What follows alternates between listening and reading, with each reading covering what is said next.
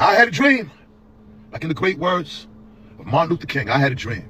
I had a dream that one day people will wake up. My people, the hip-hop community, our culture, the culture wakes up.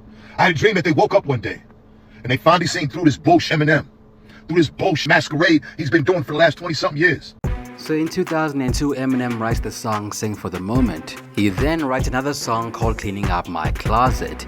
And the latter contains a line that goes, "I'd like to welcome y'all out to the Eminem Show." So he's like, wait, what if I name my album The Eminem Show? Because my life is essentially a movie. Now at the time, Eminem was going through a lot of personal issues. He was facing lawsuits, divorce, and even jail time. See, M's issues stem back all the way to the year 2000. Barely 2 weeks after dropping the Marshall Mathers LP, M drives over to his friend Gary Kalowski's place and he's not in a good mood. So when he gets there, Gary's like, "Yo M, I haven't seen you in a while, how you doing?" Then M says, "We have to go right now." Gary's like, "What?"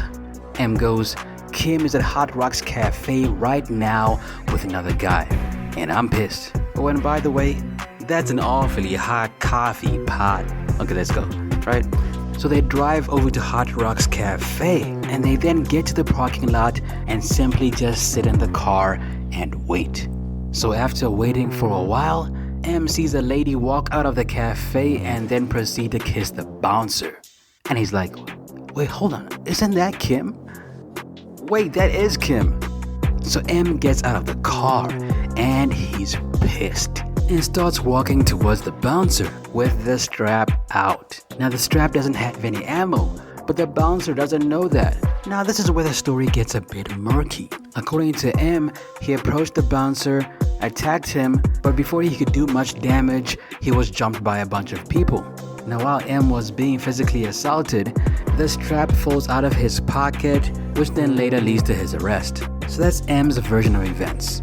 But according to the bouncer, who went by the name Guerrera, and if you know your Eminem songs, you know that M mentioned him in Sing for the Moment. "You're full of too, Guerrera. That was a bitch that hit you." But according to Guerrera, M approaches him with a strap and proceeds to hit him with it. Now, a day before this incident happened, M was involved in another incident involving Insane Clown Posse, where he pulled out the strap as well. So this was not Eminem we were dealing with, this was Slim Shady at his finest. But instead of bottling all of this up and keeping all of the pain to himself, he put it in the music. And the result of all the pain and suffering he faced gave us the Eminem Show. So the album comes out, it does well, everybody's talking about it, but there's one person who doesn't like the album, and he's in charge of the Source magazine, Benzino, who gives the album a very low rating based on his personal bias. And that's the beginning of the Eminem vs Benzino feud. Now if you want more details about what transpired, be sure to watch my What Happened to Benzino video, but essentially Benzino got washed by M. There's no doubt about that. But then M dropped the track Doomsday, 20 years after their beef. So let's talk about it. So Eminem drops his Doomsday track against Benzino. And I have to say the track is hilarious because Eminem is clearly not taking this seriously. For starters, the track is only about 2 minutes long, and he's making jokes in a comedic rap style, roasting Benzino's neck, something that's been a joke for years. Okay, what is the opposite of Benzino? What? A giraffe. I won't lie, I laughed through the whole thing. I mean, it's not Benzino's fault that he was born with a neck that big, but it's still funny, right? It's still funny. And the thing is, Eminem is so well established in the game that at this point he's just doing side missions. I'm sure he just woke up one day and he was like, I'm bored today. What can I do for fun? Let me diss Benzino. Right, this track feels like Eminem was just bored and decided to drop it because why not? But was it career ending? No, because Benzino isn't really active in the music business anymore. So it's almost like Eminem is punching a ghost at this point. Then after this, Benzino drops Vulturious, a diss track at M. Candy ass Eminem, ass feminine, Maddie like melanin, on volume turned up again. And it's okay, you can tell that Benzino's ghostwriters were working very hard. But then he drops Rap Elvis. And I have to say, man, if this track had dropped around the early 2000s when he was beefing with Eminem, M might have had a problem. Rap Elvis is honestly one of the most punchline heavy disses I've heard. And when I use the word punchline in this context, I'm not talking about wordplay, I'm talking about actual punches. Like almost every line on this track meant something. It almost reminds me of MGK's Rap Devil. And what made Rap Devil so effective was that nearly every line was a shot at Eminem, and that MGK was holding that animosity inside him for years before he finally let it out. So if you listen to Rap Elvis and you listen to everything he has to say, like how everybody leaves Eminem's label, how Eminem is the Elvis of hip-hop, a culture vulture, and even calls M a cloud chaser for dissing him after so many years. You can tell that Benzino has been waiting a long time to get this off his chest. So let's go down your stable.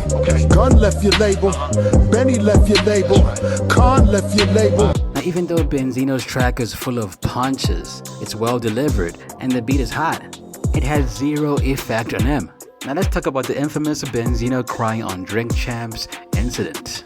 To be honest, I don't know why Benzino got so emotional while he was on Drink Champs, because when he got on the show, he seemed like he was ready to say anything negative about Eminem.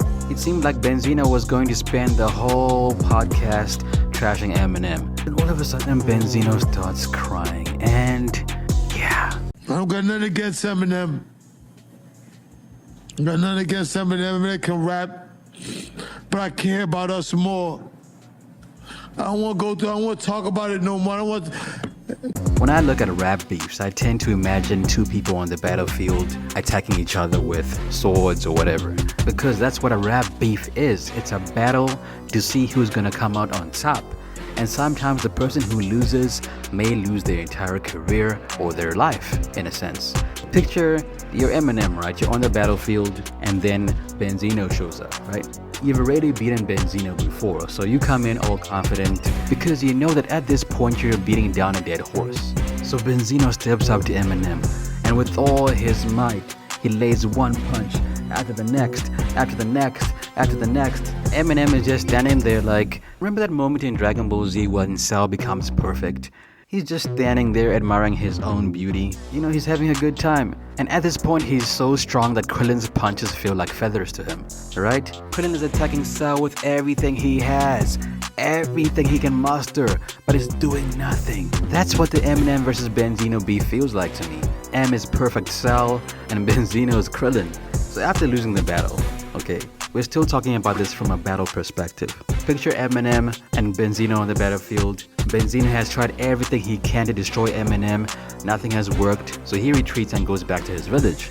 When he gets back to his village, he doesn't look like he just came from a battle because M won without laying any punches on Benzino. So when he gets to the village, the people there are like, welcome back. Oh, we're so glad you're back. Did you win? Did you beat M? Then Benzino's like, psh, Eminem, please. He was no match for me.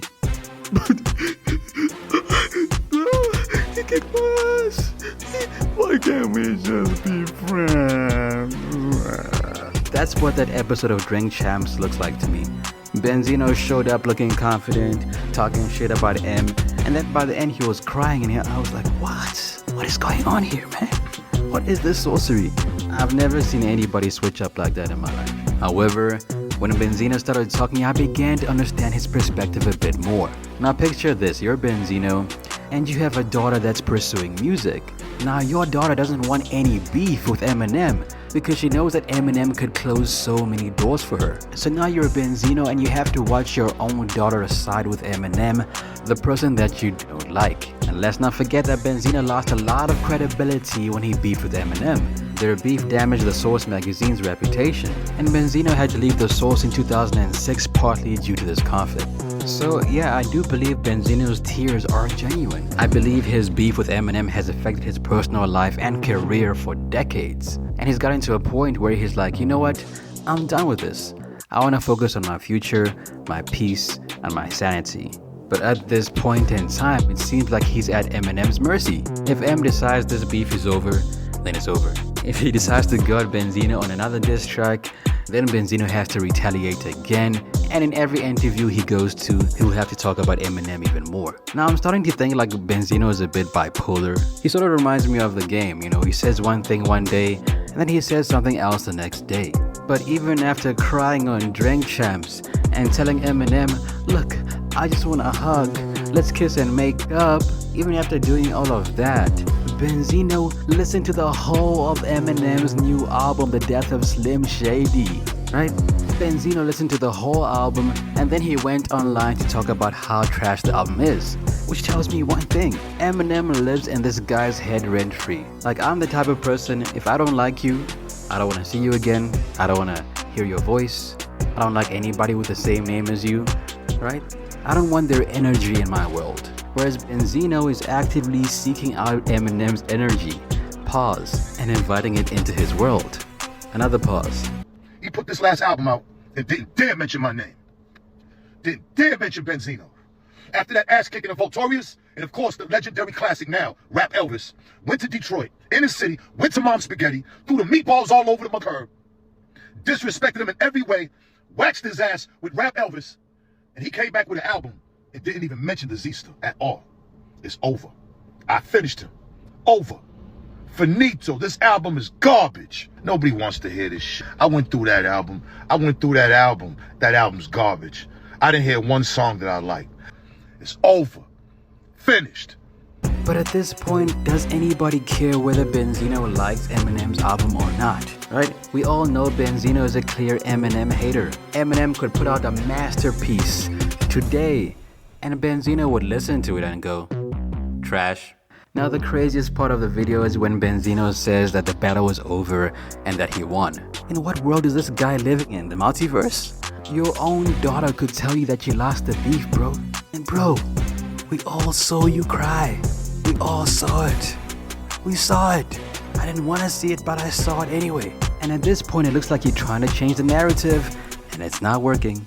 Now in the video, Benzino also talks about going to Detroit to shoot a diss track at Eminem's mom's spaghetti shop. Now initially when this happened, people were like, nah, he's not gonna do this. Even Royce the 5'9" went on IG and posted a cap emoji, implying that this was all lies. But then Benzino actually goes and does it. He shows up in Detroit to shoot a music video for the song Rap Elvis. Rock and roll was a black thing until Elvis came and made it different. You can't self-sustain, you too selfish, wait and listen. Benzino also steals the mom's spaghetti sign in front of the store and also takes the mom's spaghetti and throws it on the floor. And if you're someone with a rational mind like me, you're probably looking at this thinking, I need to Google how old this guy is, right? And let me save you the trouble. Benzino is 59 years old. Right, at this point he's 60. Let's just say he's 60 years old. Isn't that concerning? Like when I was a kid and I saw someone that was 60 years old, they were always outstanding citizens, right? They took care of their families, they were always responsible, and they tried to be positive role models to the community. Even though this may be hard to believe, but Benzino is actually a role model to somebody out there, some poor soul. And if your role model is 59 years old, stealing signs from stores, you're probably not gonna be able to mature beyond 15 years old. Let's not forget that Benzino's the same guy that was simping for Carly Red on Love and Hip Hop. I remember watching it thinking, Benzino, you're too old to be falling for this trap. Like, she got you. She got you. She didn't even try. I don't know, man. It's getting to a point where everything Benzino does is cringy. It's like I don't want to see it, but for some reason I can't look away. And I think that's the point of all of this. I think Benzino's using all of this for publicity because think about this. Unless you watch reality TV, when's the last time you heard the name Benzino? I can guarantee you that the last time you heard the name Benzino, it was attached to the name Eminem. So it seems like whenever Benzino talks about M or does something negative towards M, people talk about it. It makes the headlines and keeps Benzino's name fresh for the moment. Now, if you've listened to The Death of Slim Shady, there's a track where M talks about saying goodbye to his former rivals and former beefs. The track is called Guilty Conscience, and he name drops Benzino on the song and alludes to the fact that he's done with the beef. Now the thing is, Benzino heard this album and went on to diss M even further after it came out, so I don't think this beef is coming to an end anytime soon. That's it for me, it's your boy Ali. What do you think of the Eminem versus Benzino beef? Has it been going on for too long? Are you tired of it? Or are you entertained? Let me know down below. Peace.